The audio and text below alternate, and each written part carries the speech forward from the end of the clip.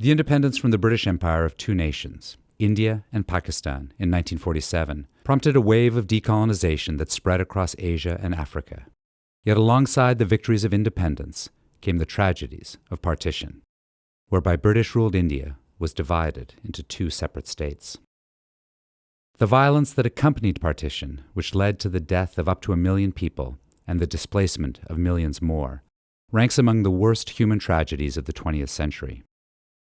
More than 70 years on, the world is still grappling with the consequences of these seismic events in 1947.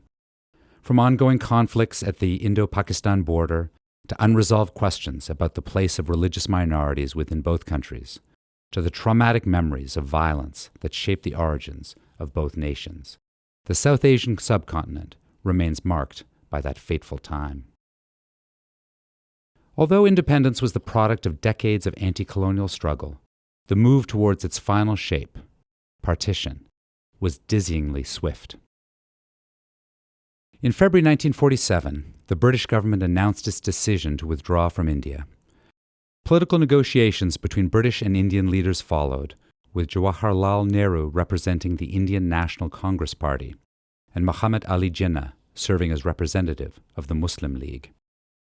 Jinnah called for a national homeland for Muslims, whom he feared would be politically disenfranchised in a Hindu-majority India. In contrast, Nehru insisted upon a united India that encompassed the entire subcontinent. The British, meanwhile, were eager to disentangle themselves from subcontinental politics and advance the date of independence to August 1947, a year sooner than Prime Minister Clement Attlee had first promised. With the clock ticking, in a radio address broadcast on June 3rd across British India, Nehru, Jinnah, Baldev Singh, who was the representative of the Sikh community, and British Viceroy, Lord Louis Mountbatten, announced the plans for independence. These plans accepted that a partition must occur, and that it would divide the provinces of Bengal in the east and Punjab in the northwest. Sir Cyril Radcliffe, the British civil servant assigned the monumental task of mapping this divide, was given just 6 short weeks to determine India and Pakistan's new borders. Radcliffe's hastily drawn lines on the map created a political border where none had existed before. Areas with a majority Muslim population in the subcontinent's northwest and northeast became designated as Pakistan. Hindu-majority areas became India.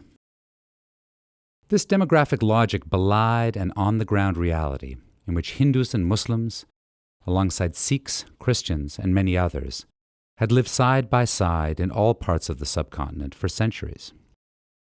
Yet, with the stroke of a cartographer's pen, families and communities found that virtually overnight they had become religious minorities who now lived on the wrong side of the new border.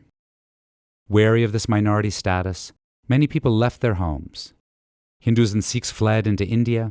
Muslims crossed in the other direction into Pakistan. Up to 15 million refugees made this journey. Historians offer many explanations for why partition occurred. Some seek its underlying causes in the long history of colonialism, which fractured the population along religious lines, while fostering the idea that Hindus and Muslims were distinct political communities. Others cast a critical eye on Indian nationalism, which they argue was unable to overcome these divisions when imagining an independent India. Still others focus on the last decade of colonial rule, when the demands of the Second World War transformed the national political landscape, reshaped the motivations of provincial politicians, and strengthened the demands for a separate Muslim homeland.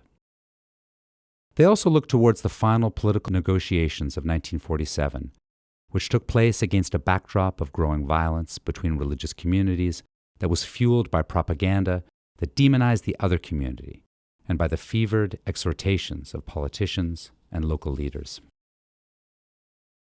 Ordinary people bore the brunt of this violence. They were attacked and killed in their homes and neighborhoods, and while traveling in convoys via train or on foot across the border.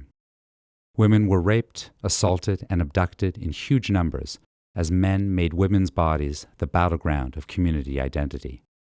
The populations of entire villages were executed, and corpses lined the roadsides.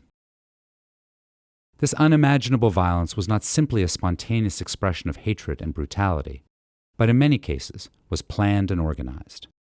The Punjab in particular was awash with weapons and recently demobilized soldiers who had fought in World War II. Some formed paramilitary groups, often funded by local landowners and other elites, who used the chaos of partition to settle old scores, assert claims over land, and secure their own political and economic power. As these organized paramilitary groups traversed the Punjab in campaigns of ethnic cleansing, there were few who could stop them. The British government was determined not to use its military forces for internal security, and consequently, thousands of British soldiers remained in their barracks as the villages and cities of the subcontinent erupted in bloodshed. While the terrible violence abated after 1950, the legacies of partition live on today. India and Pakistan have fought 3 wars and numerous border skirmishes, and each government regards the other with suspicion, if not outright hostility. The border between the 2 nuclear-armed powers remains contested in Kashmir, now one of the most militarized regions of the world, where civilians are subject to a brutal occupation by the Indian Army. Partition's borders have not held steady in the east either, where in 1971 a bloody civil war led to the creation of a new nation, Bangladesh, from the former province of East Pakistan. Partition also lives on in unresolved questions about the place of religious minorities within India and Pakistan. In India, where there remains a very substantial Muslim minority population, the Constitution makes explicit a commitment to secularism and to a separation of religion from the institutions of the state. Yet the notion that Muslims are outsiders to India, an idea that was born out of partition itself, remains a pernicious presence. It has fueled the rise of a Hindu nationalist politics that has targeted Muslims for violence in echoes of the horrors of the partition years.